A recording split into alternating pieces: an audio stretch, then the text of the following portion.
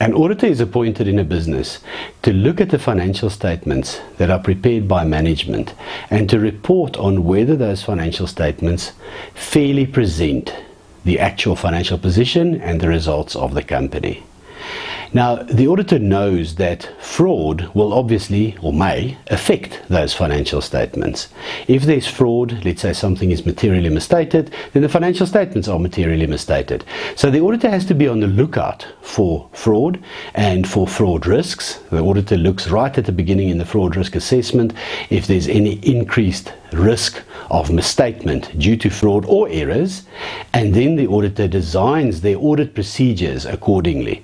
So the auditor may, often does detect fraud, but the primary job of the auditor is to look at whether the financial statements are fairly presented or not.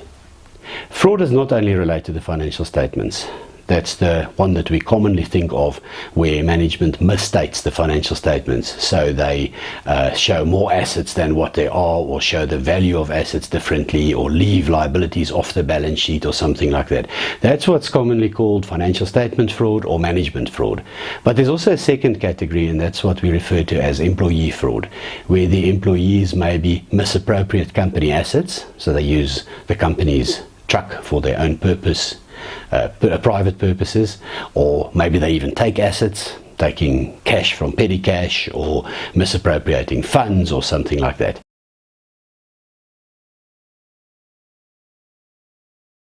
If the auditor's risk assessment shows that there is a particular risk of fraud, that the risk of fraud is higher in certain areas, then they are required to respond to it by modifying their audit approach. So there's two levels. First of all, on a general level, if let's say we identify fraud relating to maybe management factors or something like that, then we will respond on a general level. That would be, for example, by putting more qualified people on the audit, or by increasing the level of supervision, or increasing the level of review, or maybe have an extra reviewer on the audit.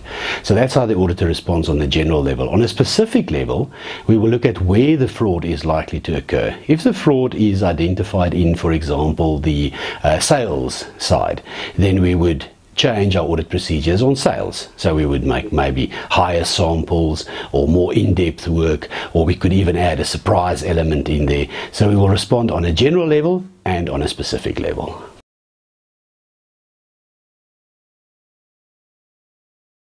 If fraud is detected, the auditor will first consider the nature of the fraud, how it happened, and what it would affect.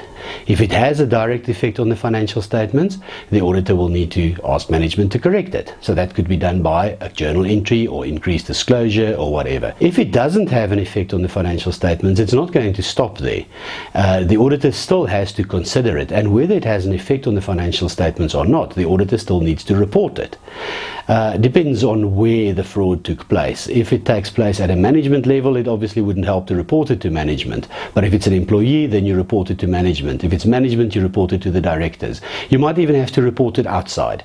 There are different laws and regulations that require the auditor to report it to different bodies. The most common one in South Africa is, in terms of the Auditing Professions Act, we have to report what is called an irregularity to the Independent Regulatory Board for Auditors.